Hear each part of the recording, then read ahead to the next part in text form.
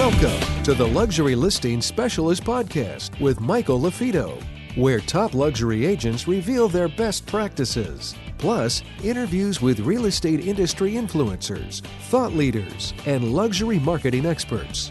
You'll come away from each episode with new strategies and tactics to dominate high-end homes in any market. And now for the latest episode of Luxury Listing Specialist. Here's your host, luxury real estate expert, coach, and trainer, Michael LaFido. Welcome to another episode of Luxury Listing Specialist. I'm your host, Michael LaFido. You're in the right place if you're a team leader, you're a broker owner, or you're an individual agent, and you're looking to bring more value to your clients. You're looking to work smarter, not harder.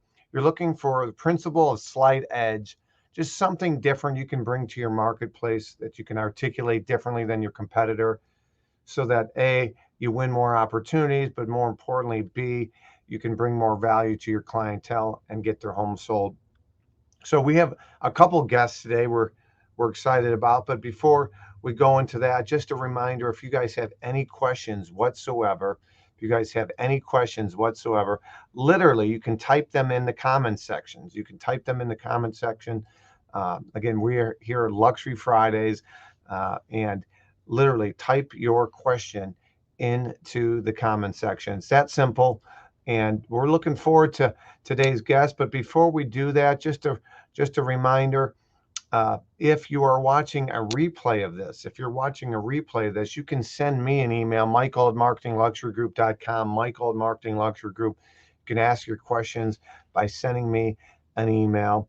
And again, we want this to be interactive. So literally just type your questions into, whether you're watching this on LinkedIn, on YouTube, on Facebook, on Twitter. You can literally type in your questions without downloading anything.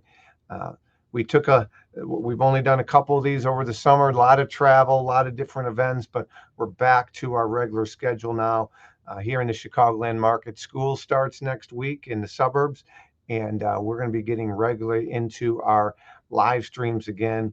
Some really exciting announcements. The first announcement I want to share with you, the first exciting announcement is literally we are, for the first time ever, we are launching one-on-one coaching with myself. It's going to be very, very limited, and we're going to be providing so much value, but also some different resources, other courses that we've created. So it's going to be once in a lifetime opportunity. It's going to be very exclusive. If you're interested, shoot me an email, michael@marketingluxurygroup.com. It's not going to be cheap, as you can imagine. We're limiting it to only 10 agents or broker owners that want to launch a luxury division, or team leaders or individual agents that want to work smarter, not harder, and increase their average sale price. And again, if you are committed, if that's you, then shoot me an email. We'll get you the details. We'll set up a exploratory call. I'll ask you a bunch of questions, and you'll get those over to me, and that will be determined whether or not I think we might be a good fit. Again, so we're not limiting it to brokerage. We're not limiting it to the states. So if you're outside of North America, but you are serious about increasing your average sale price, I've coached agents, I've coached team leaders, I've helped brokerages launch luxury divisions, but we've never had a formal announced coaching program. And we are rolling this out to only 10 agents, 10 team leaders. So we're excited about that. Reach out to me if you have any questions. All right.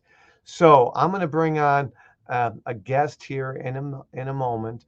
And this gentleman is a newer agent out of Tennessee.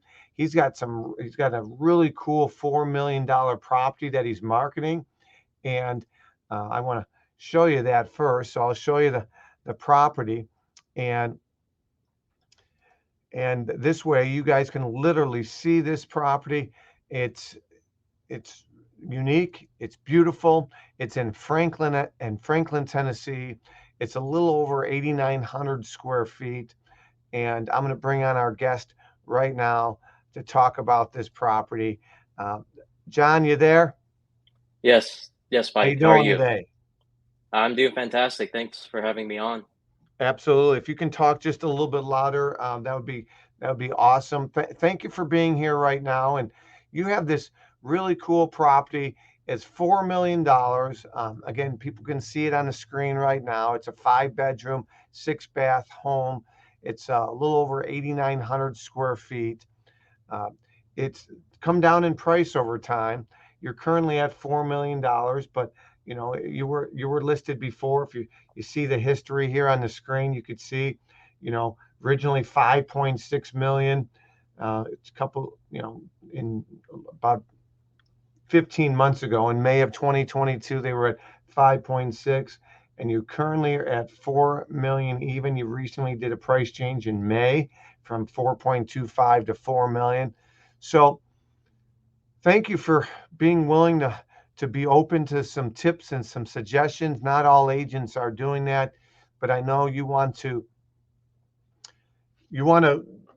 sell this home, right? But you also want to attract more of these opportunities, and you want to sell more of these.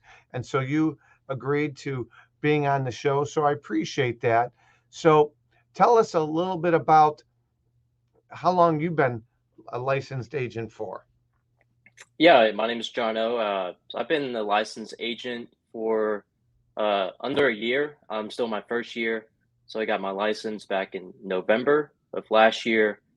I was a solo agent for a month, and I was looking at some teams in the area, seeing what's out there. Joined the team back in December, and I'm still with them. They've been fantastic so far. It's been great learning under from all the different agents on the team, and also just picking their brains and picking up a lot of nuggets from them. So it's been Good. great so far. I don't think I would have learned as much being a solo agent. Sure. So I'm definitely glad I So did go is that this route. $4 million listing something that was handed off by the team, or no, you got it? That's something that I got. So it Awesome. was So let me a let me yeah, first say congratulations. There's 1% of agents in America will have a $4 million listing ever, and you got one in your first 6 or 7 months being licensed. So congratulations. yeah. Well, thank you, and I also have to credit to the team just for the teachings, and also they came on the listing appointments with me, which helped, just because it was an experience, and I just don't know how to run You don't listing know what you don't appointments. know, right? Right. So I it's say good that all to the time. You don't leverage know the what you team. don't know, not just you, me, anybody, right? And and, and so you got this listing. This was a canceled or expired. You called them or you sent a mailer. Yeah, it was an expired listing. I called a seller back in January, and it took So 3 license less than months. 3 months. You Yeah, called the guy in January. Now, most people wouldn't call a seller when you've been licensed 3 months and you've probably never even sold a home, let alone you're calling a $4.5 million expired listing. So kudos to you for stepping out of your comfort zone. That's one of the benefits of not knowing what you don't know, right? Some people right. overthink things and they think I'm not even going to call because of the what if. So congratulations there. Yeah, for sure. It's definitely tough just making the calls, but that's the most important thing you have to do, especially as a newer agent. It's all about lead gen, and I just happened to get lucky and picked up the listing, but it wasn't easy. Took 3 months and a bunch of different phone calls and several meetings, but just hard work and being persistent, also being likable and trustable to the sellers. I think that's what got them on board. People work what they like. People work with the people that they like and trust, right? Yeah, I say that all the time. Daniel S. Kahneman, Nobel Peace Prize winner, says people would rather do business with someone they like and they trust rather than someone they don't. Even Right. this likable person is offering a lower quality product and service at a higher price. So even if this likable agent hasn't sold anything, but you build trust because you're a good listener, you got a good demeanor, you're not pushy. So kudos to you. So thanks for the little backstory. So let's talk about this property. The purpose of us doing SWOT analysis and fresh eyes analysis is we're not just talking to John and giving him pointers, but we're also educating the rest of you so that you go back to your inventory, or the next time you go on a listing appointment, you can articulate your unique value proposition differently, more effectively, which gives you the insider edge to hopefully get hired. So this has been on for some time. You did a price reduction. Is the current $4 million price, is that your price or their price? Yeah, it's a good question. So, like you said previously, on the last listing, it was at 5.6 and 4.9, which didn't sell. We picked up the listing, we ran comps on it. We got around $4 million when we did comps, just based on the recent sales and the price per square foot. We also did an appraisal. It came back at 4.6 million. So we decided to go just below at 4.25. Then after the first month, there wasn't much activity. So we talked to the seller and decided to reduce the price to 4. So but the buyers will know that they're moving in with equity just based off the appraisal. So Okay, good. that's kind of how we got come to that 4 million. Okay. And how have you, you have an appraisal that creates urgency, that shows the value. How did you leverage the appraisal, out of curiosity? Yeah, so like we just did it before we decided what price we want to go in at, just because the seller listed the home a year ago, and obviously there was not much interest there. So we just decided to come to an agreement that, hey, let's do an appraisal, and then we'll list the property based off of what the appraisal comes back as. So Okay, yeah, that was kind of how we good, got that. Mhm. good. For those of you just tuning in, I'm working right now. We have an agent. He's been licensed less than a year. He got a $4 million listing from a canceled and expired. I'll show you a picture of that here in a second. That we asked him how he came up with the price. They did have an appraisal done, and so that. Thank you for sharing that. That's important. So let's get back. I want to pull up this property again here for those of you that didn't see the image. This property is currently on the market, and I have some additional questions from here. So let's discuss how much activity you've had and if you've had any second showings recently. Yeah, so we have had a couple showings so far. We actually have one scheduled for later for today, so that we'll see what happens with that. But Good. yeah, people have been coming in through the open houses, and a couple more have made contact saying their clients were interested. We do require proof of funds, so that may limit the amount of showings that we have. But we want serious buyers to come in when we show the house. Yeah. So one of the other houses in the neighborhood that's for sale, I talked to the agent. They don't require proof of funds, but sounds like none of the people that have come through are that interested. So yeah, we just don't want to waste our sellers' time. Yeah. And so that's why we do have that proof of funds. Yeah. Nothing wrong with that by any means. One of the things that you and I talked about, because the home is very taste specific, like a lot of houses are, but there's a lot of busyness with some of these pictures. So you had some virtual staging done. And so let's talk a little bit about that. I'm going to get to that. So this is an example of virtual staging. So they have very heavy drapes and artwork and very taste specific area rugs. And so you had some virtual staging done.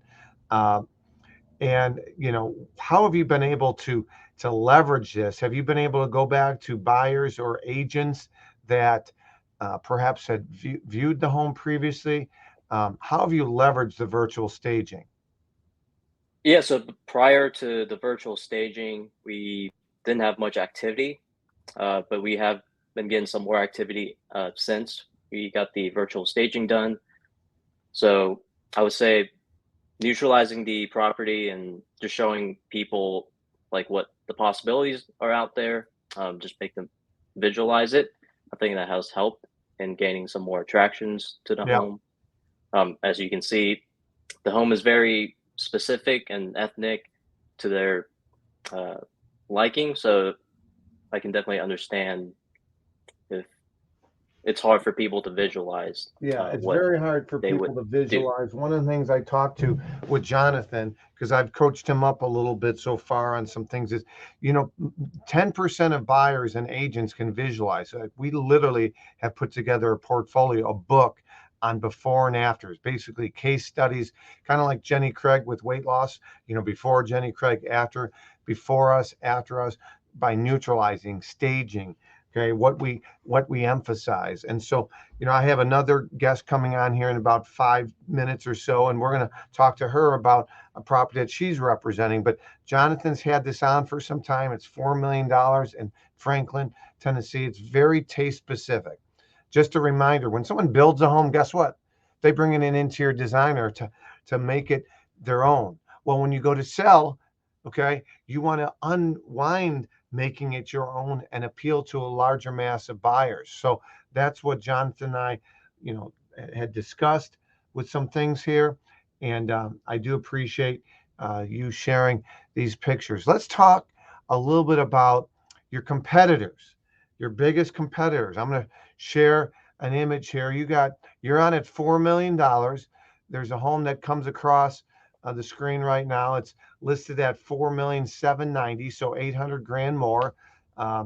It's new construction. People always pay a premium for new construction. 20% or more people will pay for a similar house. So this is $718 a square foot. Is it more updated than this, or is this about it? Still a dumpster, still framing out, still time for a buyer to maybe put some of their finishing touches on some things? Is that fair to say?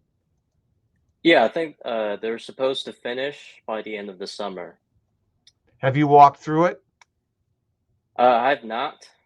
Okay. They're still working on it. But yeah, I would just I might make that a recommendation. You go over there, walk through it. Most of the time, these contractors, the builder's probably not even there. Just walk through it, pretend like you know what you're doing, and just say, I'm an agent in the area, and I have a potential buyer, and maybe even give Amy a heads up, the agent. But if I were you, I'd walk through that.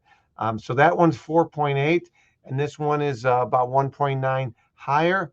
It's also in Franklin. It's similar square footage. So on a price per square foot, yours seems to be a better value. They have probably a little bit better lot based on what I'm looking at here, because yours is kind of end of a cul-de-sac and you're in a fishbowl a little bit with yours. And this seems a little bit more of a private setting. Do you have any idea what kind of activity this one has? Yeah, so I actually called that agent, I'll say 2, 3 months ago. She said they've had 4 or 5 showings, but no one really serious. Okay. So that home is open to show. They don't require proof of funds. So they might have a little bit more showing than ours, but it sounds like they just don't have serious buyers as well. Yeah. So many agents have a scarcity mindset, and or they don't know what they don't know. So one thing, it's been a few months, so I would touch base with that agent, and I would say, ask what kind of activity they have. Let them know that, hey, we're hosting an open house this Sunday, because you aren't you? Yes, we are. So I might say, hey, I'm hosting an open house this Sunday. And so if you've had some people that come through and maybe their max is 3 or 4 million, they can't afford yours. Hey, we're cheerfully paying out whatever you're paying out, 2.5% if you bring us out a buyer.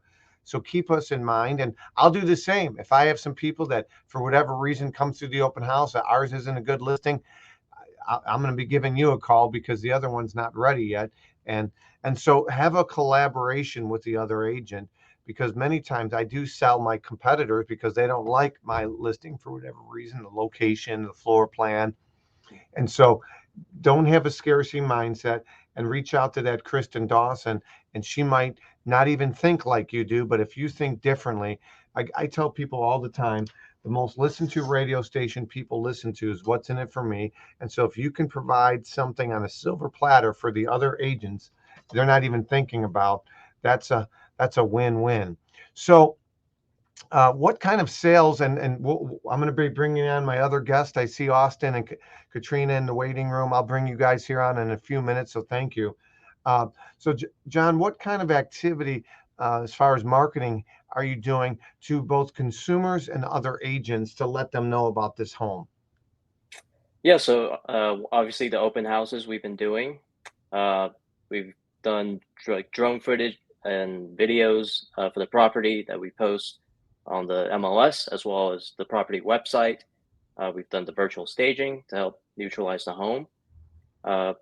We've partnered up with you to get more exposure and also get tips on just how to Yep. market this property better. Actually, also a couple of location scouts have reached out. They were interested in using the house for a film that they're making. So we've Was your done, seller open to that? yeah, they were open to the first one. Fortunately, they end up not going with our property, but we have another one I'm talking to that they're interested in the furnitures of the home. So we'll see what happens with that. But yeah, we're on over 1,000 websites. We have the digital floor plans posted and the 3D Matterports. Mm-hmm. So, Well, that's good to know. I definitely recommend, if you have the opportunity to have this home featured in a publication, a magazine. Um, there's a house in Tennessee on Page Road that I've gone to private concerts with Sheryl Crow there. I've met with the owner several times. She hired me to help her market it. It's back on the market. That was the backdrop for the TV show Nashville on ABC for a couple of years. I currently represent a home in Illinois that was Architectural Digest Most Beautiful Home for Sale. That was the backdrop for Empire on Fox for 6 seasons. So you can leverage that. The last question I have for you, and before I let you go, and thank you, by the way, for being transparent and sharing, is, and again, we're talking to the listing agent for this amazing property here that's in Franklin, Tennessee. It's listed for $4 million. Is you're hosting an open house. How many open houses have you held? What kind of activity? And what are you doing to try to get qualified buyers or agents with their buyers to this open house? yeah, we've done 4 open houses so far, and most of them we've been getting from 1 to 3 people coming in. Another downside is just being in the gated community. It's a little bit harder to get in just because they have to contact you, Yeah, get the gate code. yeah, But yeah, but social media marketing, Instagram, Facebook, my personal page, also our team's accounts. So we put them out there. Also, the EXP workplace. It's a great place to post on there to all the EXP agents to let them know about the open house. Also, email blasts, sending them out to different good, agents, letting them know we have an open house coming up. good. Hmm. Awesome. Well, you're doing the right things. Follow up is key. Don't be shy, right? I gave John a little grief because last week I wanted him on here, but he thought about it and he came back on. So you're stepping out of your comfort zone. So I'm proud of you. Good job. Most agents, wouldn't call on a canceled and expired period, let alone 4 million, 3 months into the industry. So you have the character traits of a future rock star, top producing agent, because you're willing to step out of your comfort zone and pick up the phone. So I'm really proud of you. I look forward to hearing about how this weekend goes. Follow up with people. These are all buyer opportunities where build relationships and they realize that you're likable. If this home isn't right for them, you'll cheerfully sell them a 3 or 5 or $2 million one down the road. So these are great opportunities. Real estate's all about opportunities. Conversations are opportunities. So keep it up. Great job. I got one question for you from an audience member, and they say, did you pay for the appraisal or did the sellers pay for it? Curious if you offered any goodies. Sometimes I hire a contractor to do small repairs before the market, especially when I see the seller is somewhat on the fence, or just to solidify a relationship so they trust me more. So who invested in that appraisal? Was that you or them? Yeah, good question. So yeah, the sellers actually pay for it. They pay for the appraisal. Good. Yeah, and I have nothing but good things to say about the sellers. They've been fantastic people to work with. They're just super open to everything. His mindset is, hey, you guys are the experts. We'll let you guys handle the house and just let me know like what happens. All right. So the next best thing for this guy is we got to get him to actually stage it, right? So the confused mind doesn't buy.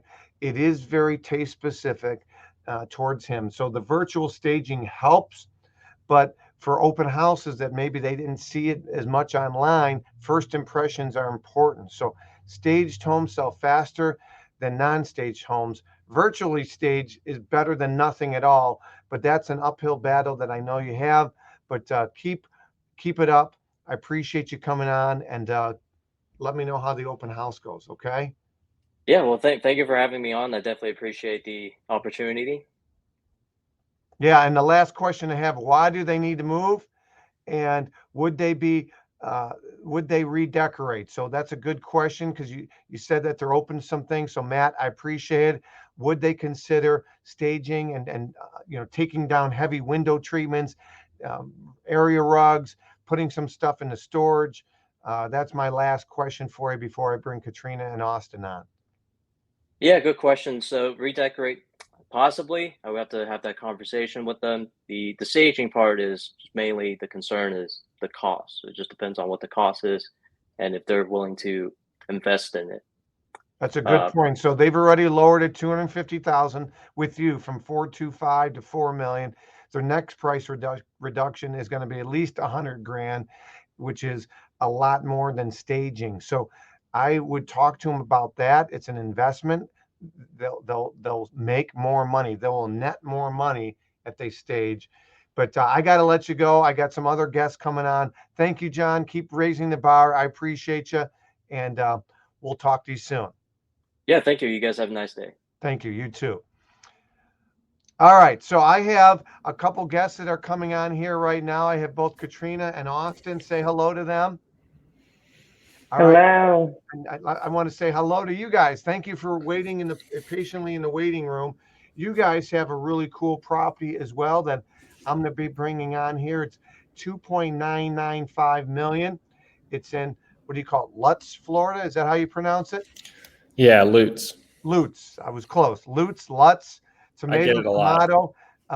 So tell us a little bit about this. I'm going to pull this property on the screen right now. It's been on and off with you and other agents as well. It's a beautiful home. I was looking at it briefly before we came on. So you're on just under $3 million. Is that your price or their price as I flip through the photos?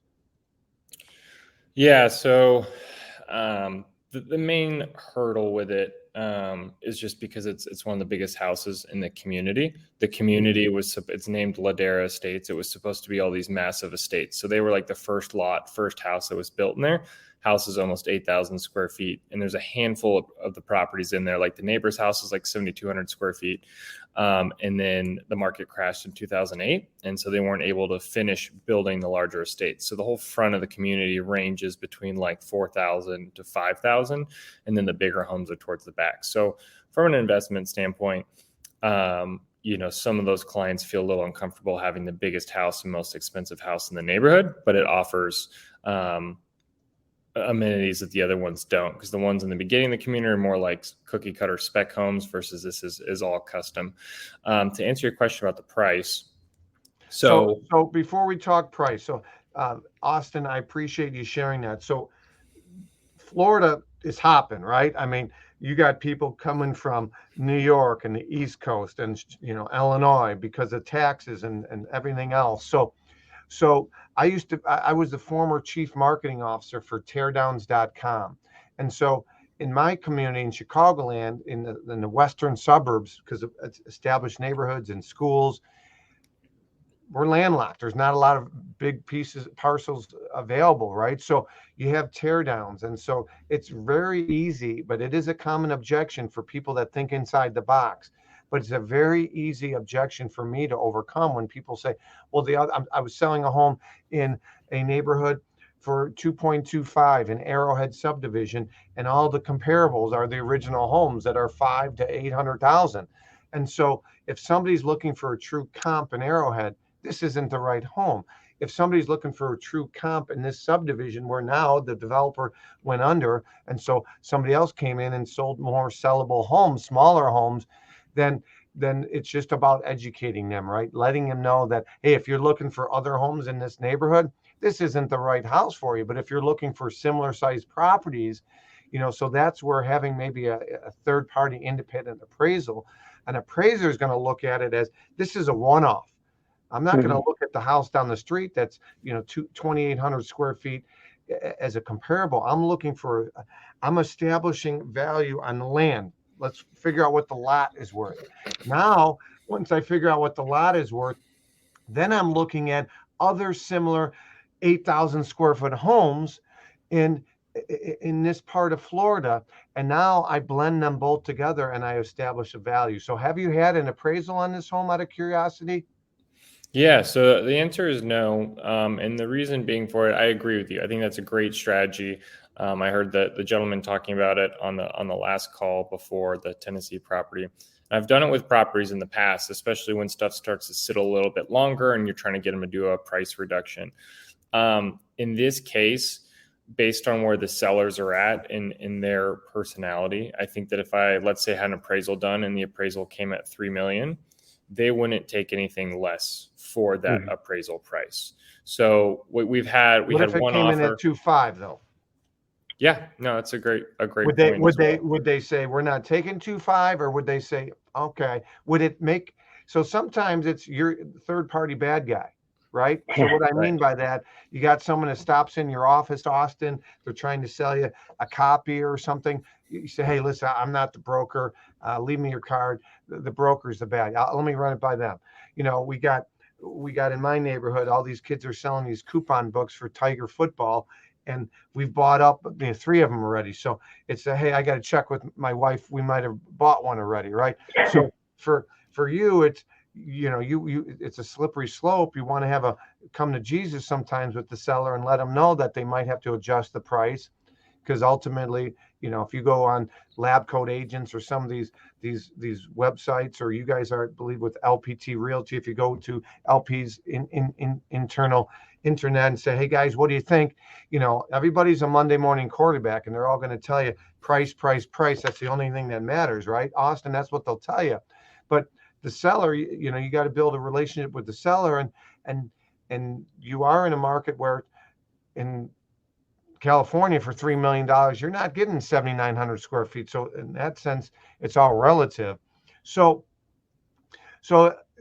that appraisal, it's how you manage the expectations of the seller. So Mr. Seller, just like if you had this artwork I have behind me and I paid $3,000 for it, doesn't matter what I paid. It's only worth what someone's going to pay me on the resale. Same thing with your home.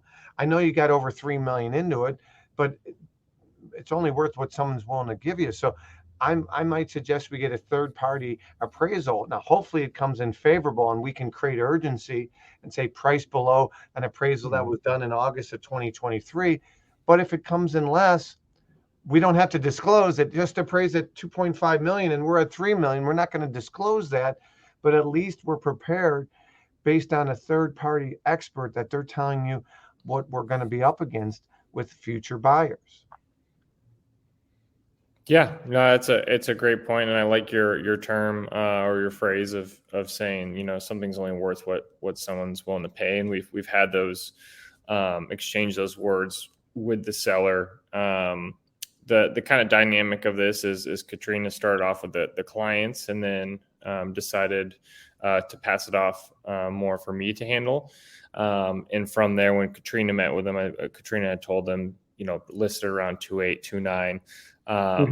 Based on comps that have recently sold. There was one that was like 7,000 square feet outside the community. They went for 3.5. That was in more newer construction. So based on that and where the market was when we listed it in the springtime, we were starting a little bit higher.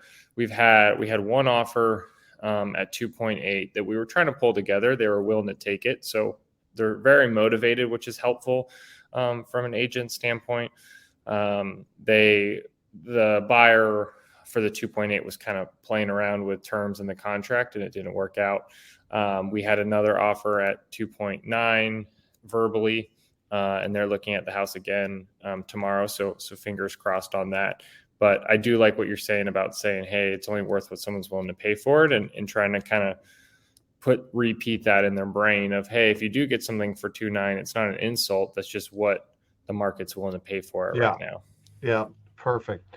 For those of you just tuning in, Michael LaFido, we have 2 agents in Florida. They have a $3 million property. We're doing a SWOT analysis, a fresh eyes analysis. I literally looked at this home 2 minutes before we came on the live stream. So we have not exchanged notes.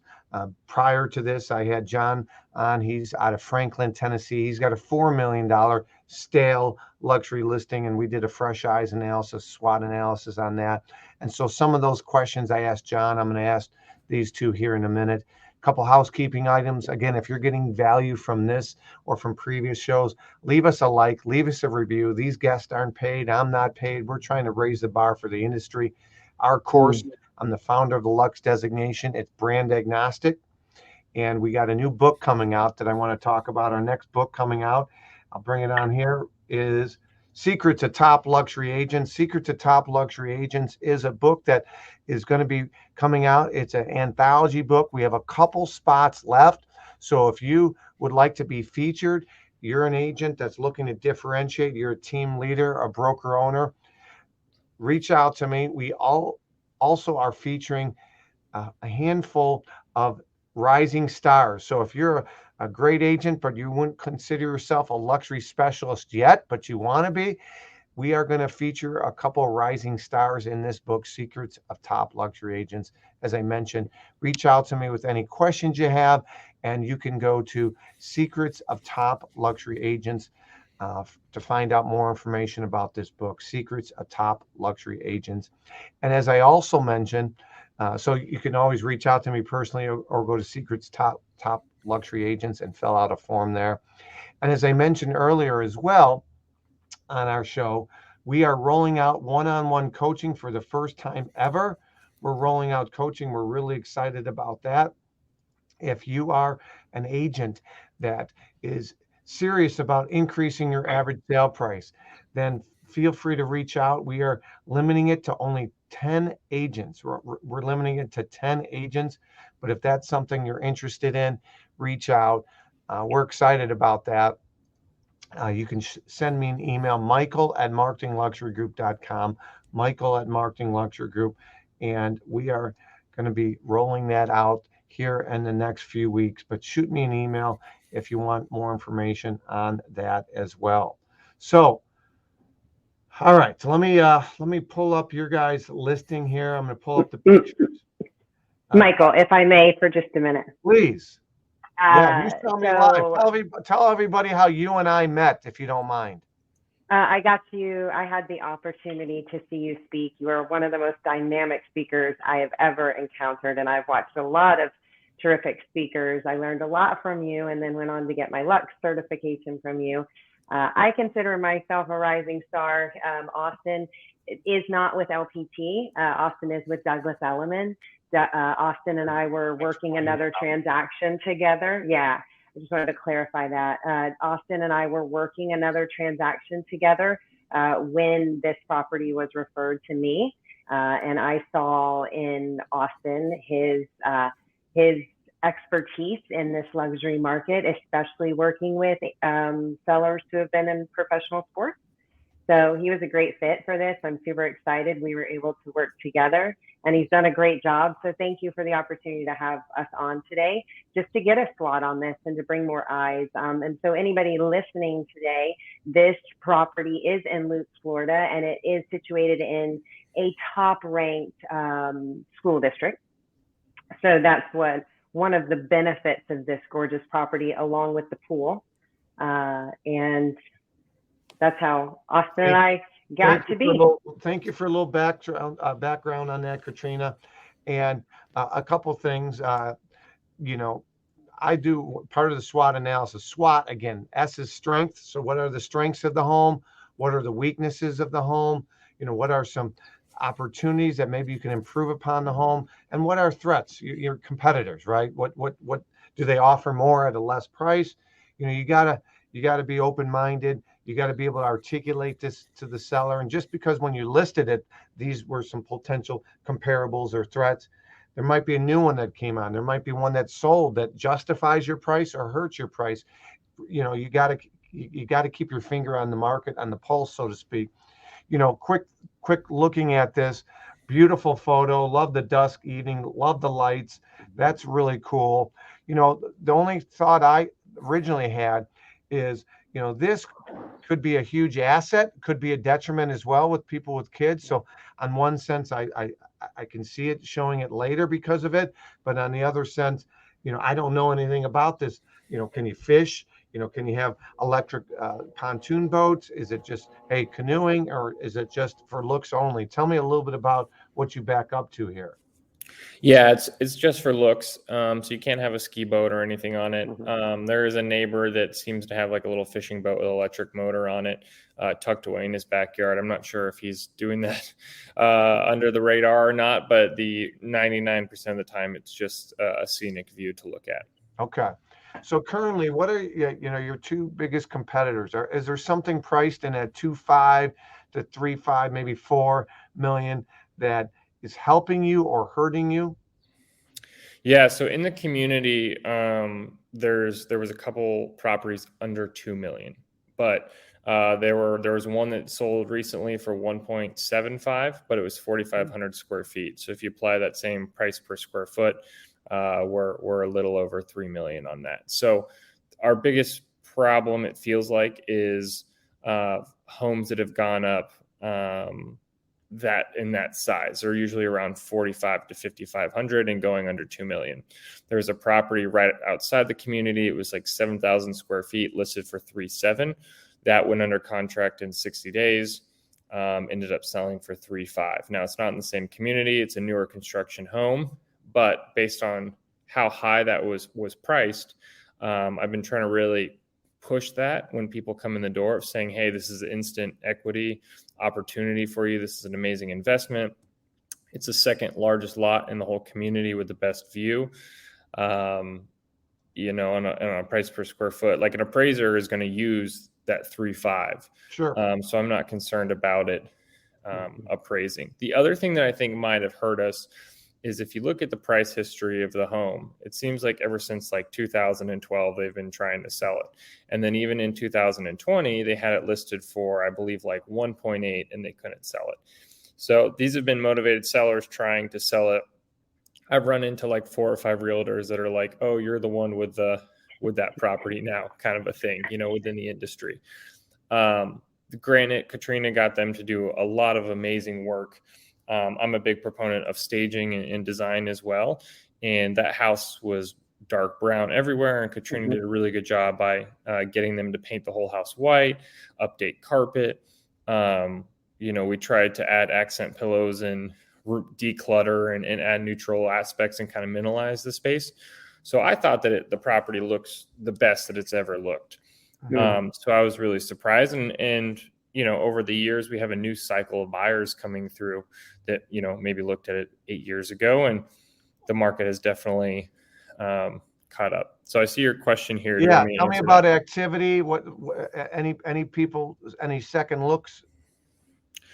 Yeah. So we've had a ton of showings. So the property's been up for 97 days. In that 97 days, I would say we've probably had around like 15 showings or so. So a really good amount of showings. I usually between 2 and 2.5 million. I get a lot of traffic on a property and can sell it fairly quickly in my market. When I get up to 3 million, it takes a little bit longer to sell based on that buyer pool.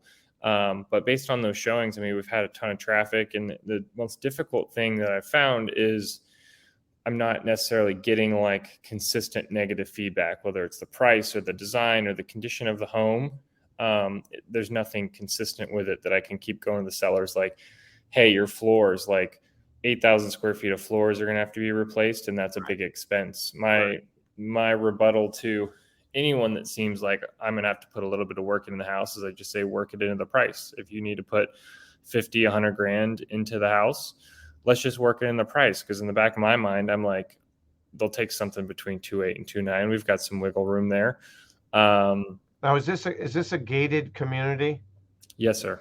Okay, so that would be one thing that I would show earlier. I'm looking at some photos here, kind of towards the end of your photo deck, and Okay. you know, privacy and security is important depending on where people are coming from. And looking at these photos, you did a great job, by the way. But you know, you have this beautiful entrance here.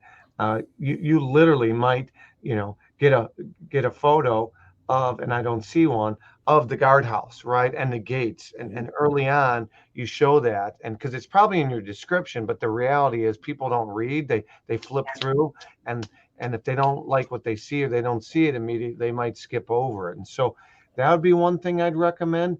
Are you Austin, or you Katrina, at the showings, or it's Yeah, I'm present for every showing. okay? Have you done a video on this property? Yes, I have a full YouTube tour guided by me for one, personal branding on my end, Sure. but also for out-of-state buyers to get a walk through the property versus not like a virtual walkthrough. Okay, good. Have you thought about having any kind of an event at this property? One of our modules for our designation is event-based marketing, and not talking broker open, where you got part-time Patty, part-time Paul, they're coming for the free giveaways, but invite only, influencers in the community, through the chamber, through business owners, key top agents that have sold properties. Have you done anything like that here? I have not. I've only done, I personally like doing just regular open houses, but this gentleman, being a former professional athlete, will not allow that, rightfully so. When we first listed it, I did a broker's open, which was one of my first times going the broker's open route, but you're 100% right. It was a lot of people that just wanted to come, you know, take a video on their phone. Right. And the sellers were like, what was the feedback from the broker's open? I'm like, I'm not really too sure. I think people are just sharing the property. So I have not done that, no. So just a word of advice there, Austin. If I'm doing a broker open, you know, this is not a food pantry. I'm doing a broker open to get feedback to my clients. So I flat out tell everybody that comes through, hey, feel free, please tour the entire property. We have a survey. Anybody that fills out the survey completely, as a thank you, we have some food, some hors d'oeuvres, you know, a raffle, whatever. But the qualification is A, they got to tour it, and B, they got to fill out a survey, because I want to know them. What do they think of the asking price? What do they think it will sell at? Are they currently working with somebody that potentially might be a good fit? And so literally, I've had agents come to open houses previously where I had to stop a lady. She was filling her purse with water bottles and a plate and had a napkin over it. And I said, oh, excuse me, the food's here for anybody that tours the home completely and fills out a survey. You know, I was nice about it, but internally I'm thinking, you know, I can read you like a book. You're here for the free food and you're going to bounce out of here. Has it been published who the owner is? Yes, in So negative, well in a known. negative way. It's well In known. negative press, and in negative press.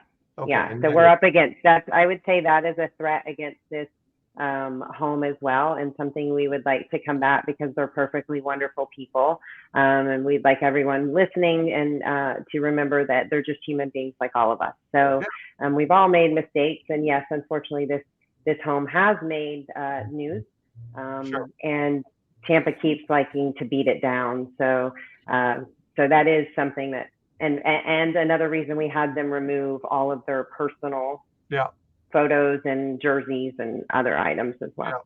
Yeah. Okay. But they're wonderful people and have made amazing memories in this home. There are some adorable children who have grown up in this home. It's an absolutely stunning property.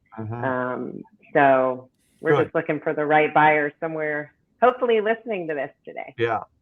So, you know, just some thoughts offhand. You know, I sold Khalil Mack's house, NFL Player of the Year, Chicago Bears player. When we put his house on the market, you know, we respect confidentiality, but you have these hawks, you know, from from Cranes and Chicago Tribune and Mansion Global. They're looking for celebrity properties. Those are clickbait. Those are what people get. And so we said, hey, we could go under the radar. People are going to talk about it anyways, or we control the narrative and we embrace it and we provide them collateral, et cetera. My point is, you might consider some nonprofit, some foundation that either your client belongs to, but maybe someone else within that group belongs to, and you bring that other person, and he's the face of that nonprofit, and you host some kind of event there. So you brought up Tampa, right?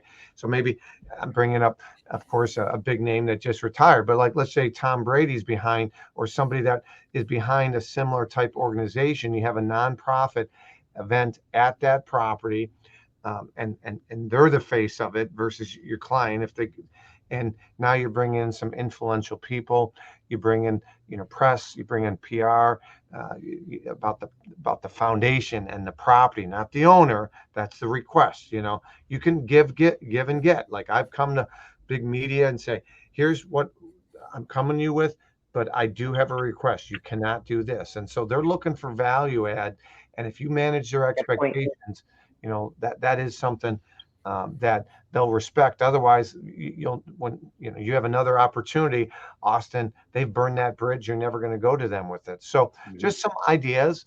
But when was your last public open house that you've done there? I haven't been able to do open houses there. So I just did one broker's open when that started, and we've had, we were getting 2 to 3 showings. I'd say probably 2 showings a week. So it was going pretty steady for a while, to where it seemed like, okay, one of these has got to pop here. I mean, the sellers have been happy with the kind of traffic that we've gotten, but I think at this point they're just a little bit confused. The thing I'll ask too is, I know you're in a little bit of a different market, but maybe through some of your other students or things like that, is if you've experienced slower seasons. So for Tampa, and to clarify, Lutz is like north of Tampa. So it's really in the greater Tampa Bay area. I think anyone listening that just kind of hears Lutz is like, where is that at? It's just like 15 minutes north of downtown Tampa. So amazing location, close to everything. So with that being said, across all my listings, July was very, very slow. Like for the past 30 days, it was like all of them simultaneously, the showing stopped. And I'm hoping now that school is back in, that those showings are going to pick up. This party looked at this property probably a month ago. And right before they were like, we're going on a cruise for 2 weeks. We really like the house. We thought we were going to work out a deal before they went. And then they just went silent. And now they appear to be back from vacation. They want to take a look at the house again tomorrow. So fingers crossed on that. But do you see that happening for other students of yours? Yeah. So, we have clients across the world, right? But talking U.S. specific, definitely seasonally, I'm based in the Midwest. So, July tends to slow things down a little bit. But 2023, we've seen, we're down, inventory's down about a third in the Chicagoland market. Sales are down about a third. Talking to other agents, some markets are depreciating, Austin, and some other markets are actually, home prices are going down. I got people, different parts of Florida. Mark could probably chime in with Naples. He's a consistent viewer. Every market is different, but you're absolutely correct that some markets are very seasonally based. So the good news for you, Austin, is there's other people that are going to take their home off, or they're thinking about putting on, but they'll say, hey, we're going to wait till, it's more prime selling season. Well, guess what? You got somebody whose business is on the market and they sell in New York or Chicago or California, or they're sick and tired. They don't care what season is in season. There's less competition. There's less opportunities for them in August, September. So you have a greater likelihood of selling. So keep it on. You guys, sounds like you're doing a lot, all the right things. I might consider, open house.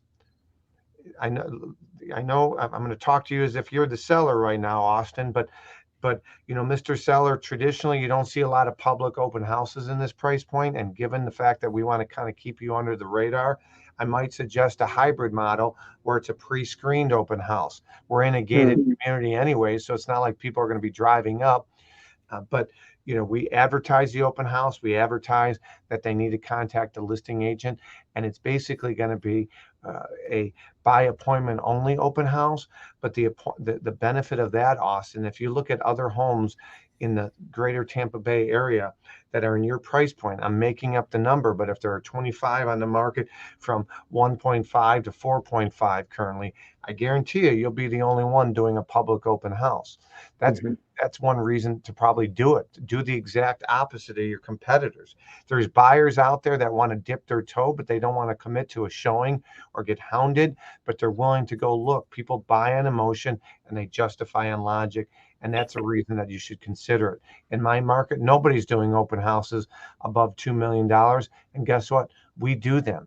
We had 2 qualified buyers looking at a $2.5 million property I represent, and people thought I was absolutely crazy. Now, what you could do is you can have several team members there, one on the second floor, one on the main level giving tours, one that is floating like the caboose to make sure people aren't just wandering. Put your valuables away. We'll pre-screen them. We'll get their name, pre-approval. We'll know ahead of time. I like that. I think that's a great idea. I do too. I like the hybrid model, the invite only, kind of the exclusive, and we and know to who market it. And we know who it is. We're asking ahead of time, for you can ask even for driver's license, right? I mean, you got to give your ID to get on a plane. Why should it be a big idea to get an ID to show a $3 million home? So thinking outside the box, it's a great way to get properties sold, but it's also a great way to differentiate yourself to get that next opportunity. Yeah, I agree. I think that's great. Well, you guys, we got some great feedback from other agents. So I appreciate you guys being on here. As I mentioned, Katrina, keep me posted. Thank you for coming to the event in May. I don't have a scarcity mindset. I'm all about raising the bar, whether you're with Douglas Elliman, you're with Compass, you're with XYZ, EXP, RE/MAX, doesn't matter. Keep raising the bar for the industry, because if you don't do a good job, it's a negative reflection on all of us. So again, my name is Michael Lafito. You guys were great. I appreciate you guys, and let's keep in touch, okay? Can I ask you one last question? Yes, please. And you can answer this or not. It's up to you. But you had mentioned Khalil Mack. From a future, just a quick answer would be fine. But just from a perspective of marketing forward, would you suggest me? I've had multiple professional athlete clients, so I have that resume, and I'm trying to target that. Would you recommend trying to build relationships with the agents, and those are the people to build the relationships with, or from your career, it just kind of happened that you would get in contact with someone in the neighborhood who happened to be someone like Khalil? Yeah, so this was a referral from like their manager. Gotcha. But yeah, managers, their agents, financial advisors, attorneys, it's like Robert De Niro with the circle of trust, right? So penetrating the circle of trust, realizing that you do have a fiduciary responsibility to their confidentiality, and that you're going to give them the best advice. I've seen firsthand managers and other people that have selfishly recommended that they buy properties, and they're getting a piece of the pie, even though they're not licensed in that state. So again, consulting, an advisor. I worked with 2 Chicago Bears recently, and they were on short-term contracts. I said, listen, it doesn't make sense to buy, let's get you into a rental. A salesperson sells them something. A trusted advisor, a consultant, tells them what's best for them. Okay. And that's what we do. We have their best interest in mind. That's how you get referrals. And so that's a great question, Austin. All right. Well, thank you, Michael. I appreciate that answer. Thank you. Appreciate it. Katrina, thanks for reaching out. Thanks for having us today. We love the opportunity. All right. You're welcome. Best of luck. Keep me Katrina, I'm sorry. I cut you off. And if you've got a buyer for this property anyone listening, just contact either myself or Austin. Yeah, you know what? I'm going to put the link to this property right now in the comments section. So look for the link in the comments section. If you want more information about this property just outside of Tampa, look for it in the comments section. It's right there. Thank you again, Katrina. Yes, thanks, Michael. All right, you're welcome.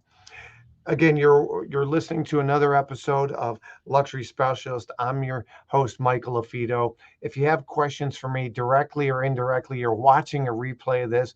Again, best way to reach out is shoot me an email, Michael at Marketing Luxury Group, Michael at marketingluxurygroup.com.